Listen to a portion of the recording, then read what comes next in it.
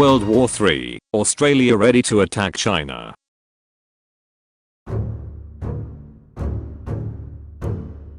China's relations with Australia rest on a knife edge after Prime Minister Scott Morrison declared war between the two was now possible. He also called for an alliance of Indo-Pacific nations to combat the rising threat of China globally but also in the South China Sea.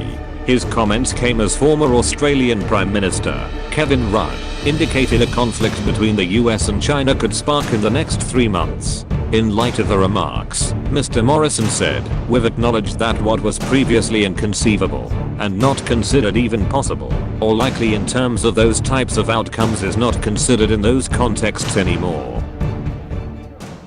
Australia has also declared Beijing's maritime claims as illegal. Today, the Indo-Pacific is the epicenter of strategic competition.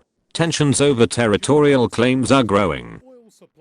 In preparation for a possible war, the Federal Energy Minister Angus Taylor said the government will spend $94 million on a much larger fuel reserve to bolster the national stockpile. Federal government plans to move the fuel it buys in the US to Australia eventually, but must first increase domestic storage capacity. "We have full storages here in Australia. Reserves will be for future emergencies caused by global disruptions. Australia currently has around 30 days of fuel stores, far below the minimum requirement of 90 days, as quoted in ABC News.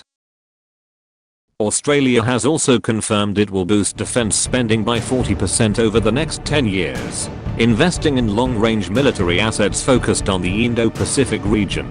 Prime Minister Scott Morrison said on Wednesday, "China's increasingly ugly behaviour, especially in relation to the disputed South China Sea, has prompted Australia's move to ramp up defense spending, with Prime Minister Scott Morrison concerned Beijing will begin posing a direct threat to his country," a UK defense expert has said.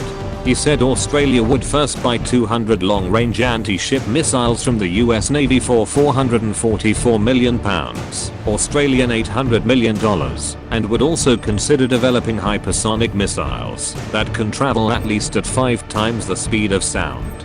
Specifically, Mr. Morrison's pledge to ensure an open, sovereign Indo-Pacific, free from coercion and hegemony, adding, "This was obviously a thinly veiled reference to rising Chinese military and naval aggression."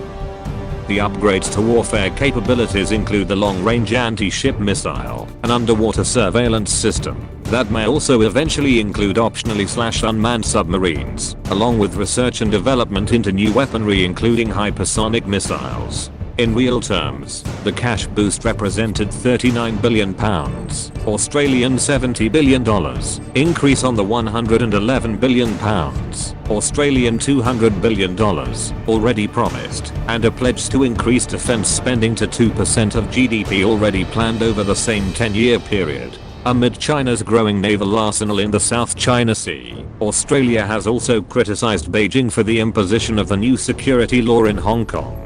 Australia has also ordered the removal of Huawei kit from its 5G network in line with the UK following US sanctions on the company. Australia has also called into question the origin of the Chinese virus and has joined other states such as the US, calling for an independent investigation to be launched. Australia is a key partner for the US in Asia and Pacific region.